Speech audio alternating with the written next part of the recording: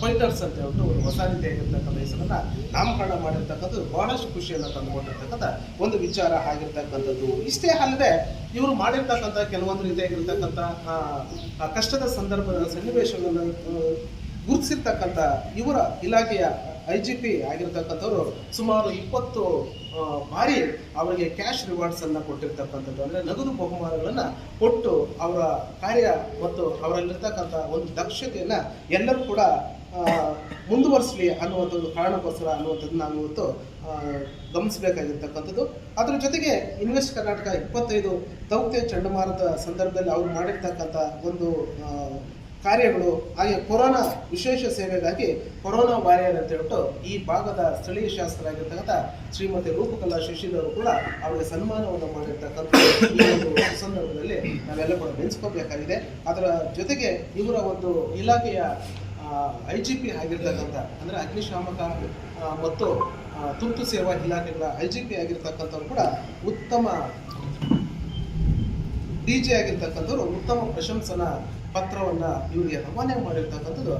ಇತರೆ ಇರ್ತಕ್ಕಂಥ ಸಹೋದ್ಯೋಗಿ ಮಿತ್ರರಲ್ಲೇ ಆ ಪ್ರಾಮಾಣಿಕತೆಯನ್ನ ಈಗೆಲ್ಲ ಕೂಡ ತುಂಬಿಸಿಕೊಡ್ಬೇಕು ಅನ್ನೋದಕ್ಕೆ ಒಂದು ನಾಂದಿಯನ್ನ ಆಡಿರ್ತಕ್ಕಂಥದ್ದು ಎಂತಕ್ಕನ್ನ ನಾವಿವತ್ತು ನೋಡ್ಬೋದಾಗಿದೆ. ಇದೆಲ್ಲ ಪತ್ರಕರ್ತ ಮಿತ್ರರು ಹಾಗೂ ಸೂರ್ಯ ಫೌಂಡೇಶನ್ ಪದಾಧಿಕಾರಿಗಳಿಗೆ ಹಾಗೂ ಕುಟುಂಬಸ್ಥರಿಗೆ ಶುಭ ಸಂಜೆ ಶುಭಾಶಯಗಳನ್ನು. ಇದ್ರ ಬಗ್ಗೆ ಎಲ್ಲ ಬಾಬು ಸರ ಹೇಳ್ಬಿಟ್ರು ಎಲ್ಲ, ಇನ್ನೇನು ನಾನು ಹೆಚ್ಚುವರಿಯಾಗಿ ಹೇಳೋದಿಲ್ಲ. ಸತೀಶು ನಾನು ಒಂದೇ ಬ್ಯಾಚ್ಮೆಂಟು, ಒಂದೇ 2015ರಲ್ಲಿ ಇಬ್ಬರು ಒಂದೇ ಟ್ರೈನಿಂಗ್ ಸೆಂಟ್ರಲ್ಲಿ ತರಬೇತಿಯನ್ನು ಮುಗಿಸ್ಕೊಂಡು ಅಲ್ಲಿಂದ ನೇರವಾಗಿ 2006ರಲ್ಲಿ ಇಲ್ಲೇ KJP ಅಗ್ನಿಶಾಮಕರಾಗಿ ಇಬ್ಬರು ಒಂದೇ ಜೊತೆ ಬಂದಿವೆ. 2009ರಲ್ಲಿ ಮುಳಬಾಗ ರಕ್ಷಣಾ ಓಪನ್ ಆಯಿತು. 2011ರಲ್ಲಿ ಅವ್ರು ಇಲ್ಲಿಂದ ವರ್ಗಾವಣೆ ಆಗಿ ಅಲ್ಲಿ ಹೋದರು. 2013ರಲ್ಲಿ ನಾವು ಇಲ್ಲಿಂದ ಬದಾರ್ಪೇಟೆ ಅಗ್ನಿಶಾಮಕ ಠಾಣೆಗೆ ಹೋದ್ವಿ. ಆಮೇಲೆ ಒಂದೇ ಸತಿ ಇದ್ದರು ಪದೋನ್ನತಿಯನ್ನು ತಗೊಂಡು 2019 ಡಿಸೆಂಬರ್ 31ರಂದು ನಾವಿಬ್ಬರು ಒಂದೇ ಸತಿ ಪ್ರಮೋಷನ್ ತಗೊಂಡು ಇಲ್ಲಿ ಪದೋನ್ನತಿ ತಗೊಂಡು ಇದೇ ತಾನೇ ಬಂದು ಕರ್ತವ್ಯ ಸುಮಾರು 6 ವರ್ಷದಿಂದ ಇದ್ರ ಜೊತೆಯಲ್ಲೇ ಮಾಡ್ತಾ ಇದ್ದೆ. ಇನ್ನು ಎಲ್ಲರಿಗೂ ಒಳ್ಳೆ ನನಗೂ ಒಂದು ಒಳ್ಳೆ ದೊಡ್ಡನಾಗಿದ್ದ. ಯಾಕಂದರೆ ಒಂದು ಶಿಫ್ಟಲ್ಲಿ ಅವನು ಒಂದು ಶಿಫ್ಟಲ್ಲಿ ನಾನಿದ್ವಿ. ಏನಿದ್ರು ಇಲ್ಲೇ ಎಲ್ಲ ನಮ್ಮನ್ನು ನಂಬಿ ಅಧಿಕಾರಿಗಳು ಮೇಲಧಿಕಾರಿಗಳು ನಮ್ಮನ್ನು ಬಿಟ್ಟು ಒಂದು ಕಡೆ ಬಂದುಬಿಟ್ಟು ಎಲ್ಲ ಅಗ್ನಿಕರಿಗಳಾಗಿ ಸ್ನೇಹಿತರಿಗಳಾಗಿ ಯಾವುದೇ ಇದ್ರಲ್ಲಿ ನಾವು ಕೂಡ ನಾವು ಯಾವುದೇ ಒಂದು ಇದು ಬರ್ದಿರೋ ನಾವಿಬ್ಬರು ನಿಭಾಯಿಸ್ಕೊಂಡು ಇಲ್ಲಿವರೆಗೂ ಹೋಗಿದ್ದೆ. ಈಗ ಅವನು ಸ್ವಲ್ಪ ಹೋಗ್ತಾ ಇದ್ದಾನೆ, ನನಗೂ ಸ್ವಲ್ಪ ಬೇಸರನೇ ಯಾಕಂದರೆ ಒಂದು ಕಡೆ ಅವ್ನು ಮಾಡಿಕೊಂಡು ಈಗ ಇವ್ರು ಬೇರೆ ಇಲ್ಲ. ಈಗ ಎಲ್ಲ ನನಗೆ ಭರವಸೆ ಇದೆ ಚಾರ್ಜಿರೋಕ್ಕೋಸ್ಕರ ಅವನಿಗೆ ನನಗೆ ಸ್ವಲ್ಪ ಅದರಲ್ಲಿ 50% ಸ್ವಲ್ಪ ಇದಾಗ್ತಾಯಿತ್ತು. ಇಲ್ಲಿಂದ ಹೋಗಲಿ ಆಗ ಅವ್ರ ಫ್ಯಾಮಿಲಿಯವ್ರಿಗೂ ದೂರ ಇತ್ತು. ಇಲ್ಲಿಂದ ಮೊಬೈಲಿಂದ ಬರಬೇಕಂದ್ರೆ ಸುಮಾರು 5 ಗಂಟೆಗೆ ಹೇಳಬೇಕಾಯ್ತು.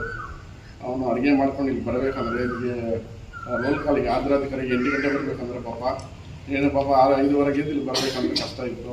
ಹೋಗಲಿ ಸುಮಾರು 6 ವರ್ಷಗಳಾದ ಇದೇ ರೀತಿ ಅಲ್ಲಿ ಮುಳಬಾಗ ಅಗ್ನಿಶಾಮಕ ಠಾಣೆಯಲ್ಲೇ ಒಳ್ಳೆ ಕರ್ತವ್ಯ ಮಾಡಿಕೊಂಡು ಹೋಗಲಿ ಅಂತ ಹೇಳಿ ಇದ್ದರೂ ನಿವೃತ್ತಿ ಕೂಡ ಒಂದು ಡೇಟೆ ಇದ್ದೀವಿ. ಅವನು ನಾನು ಒಂದು ನಿವೃತ್ತಿ ಇದೇ ರೀತಿಯಾದ ಯಾವುದೋ ಪುಸ್ತಕಗಳು ಬೇರೆ ಬರೀತಾ ಇದ್ದಾನೆ.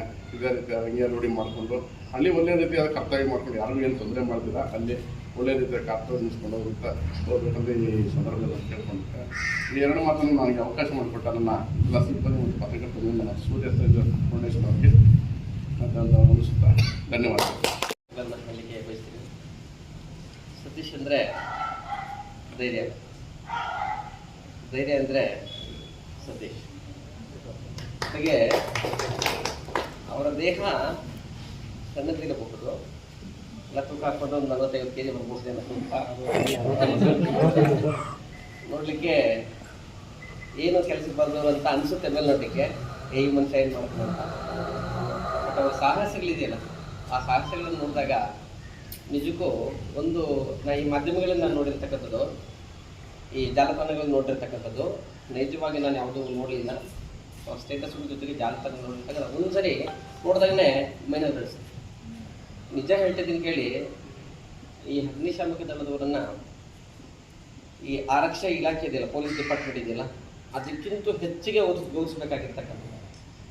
ಯಾಕಂದರೆ ನಮ್ಮ ಪ್ರಾಣವನ್ನು ಲೆಕ್ಕಿಸಿದ್ರೆ ಇತರರ ಪ್ರಾಣಕ್ಕಾಗಿ ಹಾತೊರೆಯುವ ಜೀವಗಳು ಇದನ್ನು ಎಷ್ಟು ಜನ ನೋಡ್ಲಿಕ್ಕಾಗುತ್ತೆ, ಎಷ್ಟು ಇಲಾಖೆಗಳನ್ನ ನೋಡ್ಲಿಕ್ಕಾಗುತ್ತೆ ಹೇಳಿ.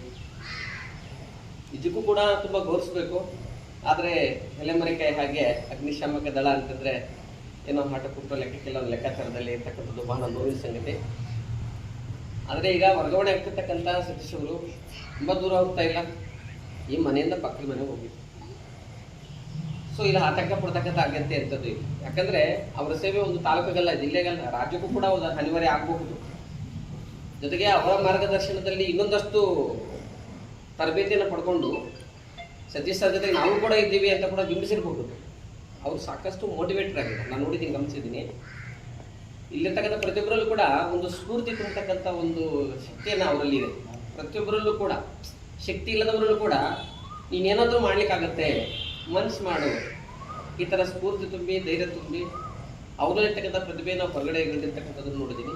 ನಿಜಕ್ಕೂ ಕೂಡ ಆ ವ್ಯಕ್ತಿಯನ್ನು ನೋಡಿದಾಗ ತುಂಬ ಖುಷಿ ಆಗುತ್ತೆ. ನನ್ನ ನನ್ನ ಜೂನಿಯರ್ ಆಗಿರಬಹುದು, ಆದರೆ ನನ್ನ ಸಂಬಂಧಿಕ. ಕಾಲಾನಂತರ ಗೊತ್ತಾಗಿದೆ ನನ್ನ ಸಂಬಂಧಿಕ ಅಂತ. ಅದು ಅಷ್ಟೇ ಆರಂಭದಲ್ಲಿ ಗೊತ್ತಿರಲಿಲ್ಲ. ನಾವು ಅಂಬೇಡ್ಕರ್ ಹಾಸ್ಟೆಲ್ ಓದ್ತಿರ್ಬೇಕಾದ್ರೆ ಜೂನಿಯರ್ ಆಗಿದ್ದಂಥವ್ರು. ಕಾಲಕ್ರಮೇಣ ಅವರು ಅಗ್ನಿಶಾಮಕ ದಳದ ಸೇರಿದಾಗಲೇ ಅವಾಗಲೇ ನಮ್ಮ ಸ್ನೇಹಿತರು ಹೇಳ್ತಿದ್ರು, ಮಾಮೂಲಿ ಬೆಂಕಿ ಸತೀಶ್ ಅಂತ.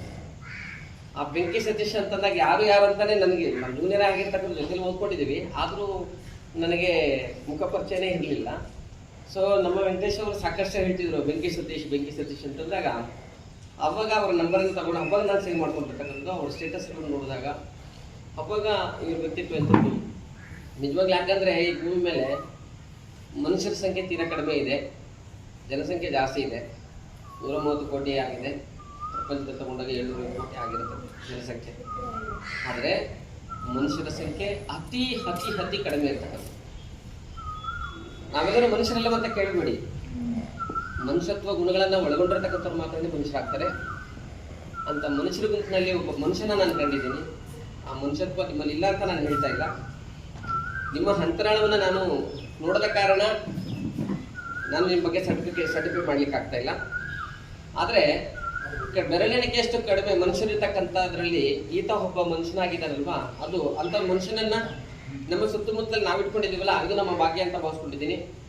ಇವತ್ತೇನು ವರ್ಗಾವಣೆ ಆಗ್ತಿದೆ, ನಿಮ್ಮ ಆಶೆಯಂತೆಯೇ ಅವರು ಉನ್ನತ ಅವರು ಪದೋನ್ನತಿಯನ್ನು ಹೊಂದಿ ಮತ್ತೆ ಇದೇ ಈ ಕೆಜೆಪ್ಗೆ ಬಂದು ಸೇವೆ ಸಲ್ಲಿಸಲಿ. ಅವರ ಭಗವಂತ ಆರೋಗ್ಯ ಕೊಡಲಿ.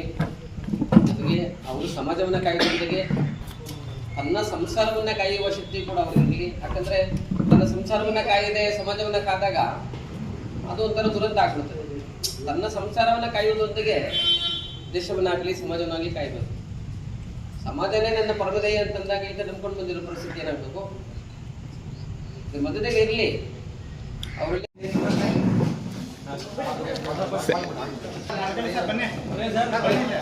ಕಾರ್ಯ ಸರ್ಕಾರ ಎದುರಾಗಲಿ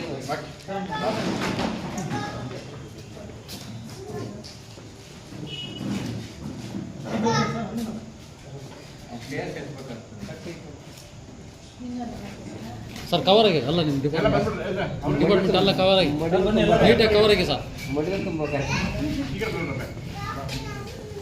ಓಕೆ,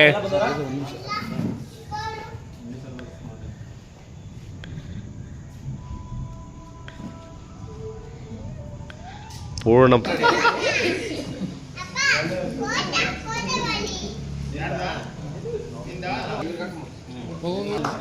ಸರ್ ನಿಂತ್ಕೊಳ್ಳಿ ಸರ್, ನೀವು ಡಿಪಾರ್ಟ್ಮೆಂಟ್ ಅವ್ರ ಜೊತೆಗೆ ಇನ್ನೊಂದು ಫೋಟೋ.